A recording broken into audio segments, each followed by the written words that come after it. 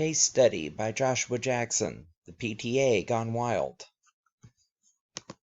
The problem that was presented to me is that the parent group, the new PTA, feels they aren't being involved enough in the daily operations of the school. They feel that the parents need more of a voice and policy. They want to be included in more of the daily operations of the school and classroom.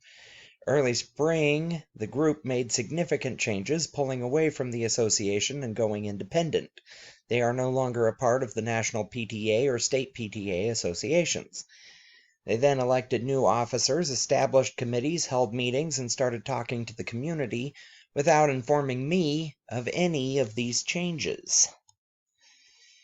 A group of parents apparently has been talking to the PTA about issues that haven't been disclosed to me. The specific parents are also not indicated, with the group preferring to stick to general statements, which is rather interesting and puzzling, not to mention a little bit aggravating.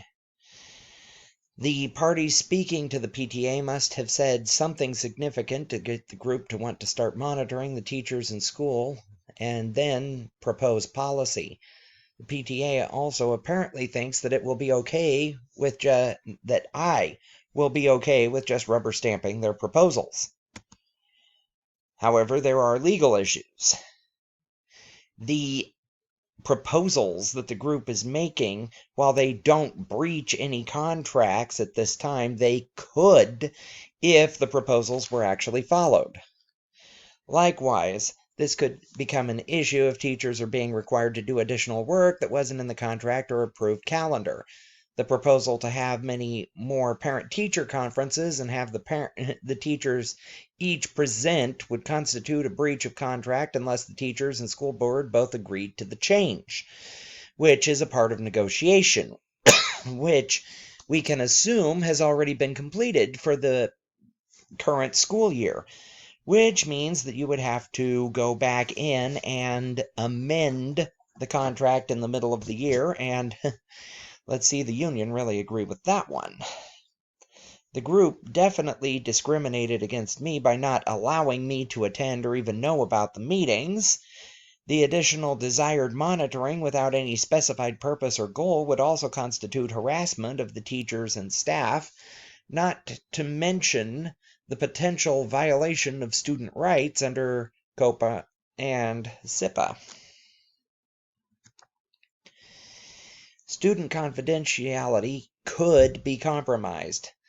Parents can observe classrooms only when their children are in them.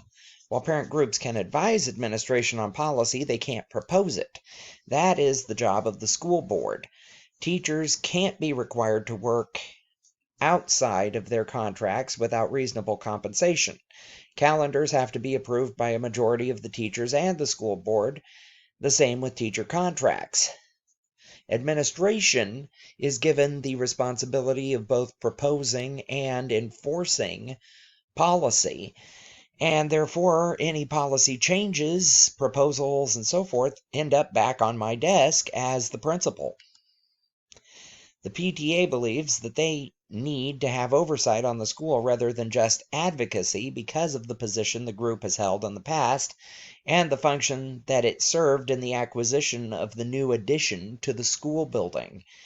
Because the school building has been upgraded, and because there is a new addition and all of that additional money was put into the building, it is quite possible to assume that these generalizations and statements may be a legal smokescreen to be able to cover up the fact that they are actually attempting to monitor the school building and how it is being used itself to protect their investment. This could be driven by the fact that the new PTA president is a lawyer, a young one, and would therefore feel that he has a great understanding of the legal system. However, he probably has very little understanding of the public education system, which is where your problem arises. The facts. As far as people are concerned, allegations have been alleged against the teachers. No specifics have been offered. A group of students, a group of parents, a group of teachers, a group of community members, but no specific instances, no specific curriculum issues, no specific teacher infractions, nothing that would be concrete enough to actually allow for a investigation or even an inquiry. All you have are suspicions that are just that. It's essentially the rumor mill. Oh, congratulations, you've got this, you've got that going on. The place, I am assuming it is a suburban, larger district, multi-ethnic, multilingual, because there are multiple schools. They are obviously large in size and growing because they've needed to add on additions. And because of the brand new addition, I'm assuming also there were probably new updates to the rest of the structure so that everything within the building would be up to code, as I think that is typically how it is accomplished or how people attempt to accomplish it. And now, as far as the program goes, there is no indication that this has anything to do with any specific curriculum or grade level, which again leads back to the conclusion this must be about the building and everything in it and around it, instead of these other issues. This could be incorrect, but a lot more information obviously needs to come forward to prove or disprove any such suspicions. And, like I said, no extra information was provided. Which brings us to the issues. The damage this could cause. This conflict could be damaging. The community may believe that the school misused the funds for the addition. They might also believe that teachers and students aren't taking proper care of their investment. They might also feel that the curriculums that they said were purchased were not actually purchased, or the cost was different than they were told. Because this is an investment with taxpayer public money, all taxpayers are involved because it involves public funds, which means that also the budget has to be published publicly. Which means that if they believed such a thing, they would be able to access and go over the records, which would lead me to believe that they don't actually have any evidence of funding issues, because they would know, because they would have been able to find it. They would have obviously had a CPA go through it. So, obviously, more stakeholders need to be consulted. All we have right now is the report from the PTA, and the PTA organization is not what it was in the past. It is not following the same rules or guidelines that it did in the past. They're essentially making their own rules and their own guidelines, and this could be quite concerning. Therefore, I need more information to confirm any hypothesis or disprove any hypothesis or conjecture, allegation, or statement that I have now heard. So, the decision. I don't know enough at this time to make a decision. So, here are my options. Option 1, do nothing. Take their ideas under consideration and start exploring for information that can confirm or deny their claims. Take no action at this time. Say, I'm going to table this, look into it, the next time we meet, let's look at updates and so forth. Option 2, segment the ideas and take each one separately and seek to come to a consensus on what options or actions should be taken moving forward. Meaning, focus on the immediate issue, which would be the faculty, staff, parent, mixer, picnic night, whatever, that is coming up that the PTA usually runs. Everything else gets tabled.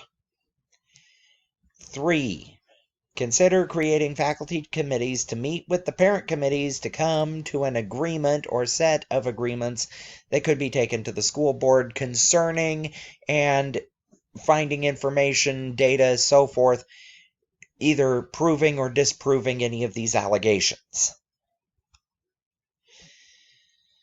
Because the issues have not been brought to my attention prior to this time, it is prudent to take some time to investigate and consider the options that have been presented and the issues that have been alleged.